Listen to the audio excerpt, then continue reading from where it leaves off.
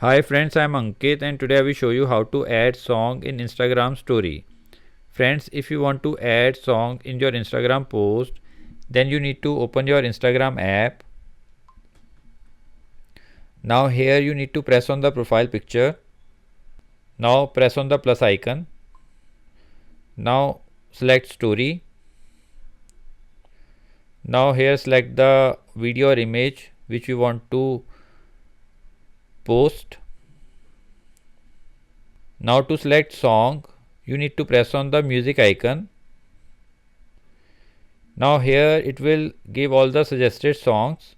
Also you can select song from the saved list. Here you will find all the saved songs.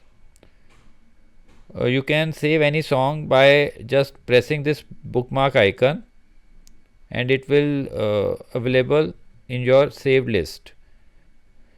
So friends, from here you can select any song and press on this arrow button to add it in your story. Now the selected song is added to your story. Press on done.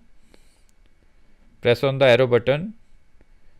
Now here press on share to post this story. So friends, like this you can very easily add song in Instagram story. I hope you find this video useful. If you like the video, then press on like button and don't forget to subscribe our channel and press on bell icon to receive email notifications free of cost.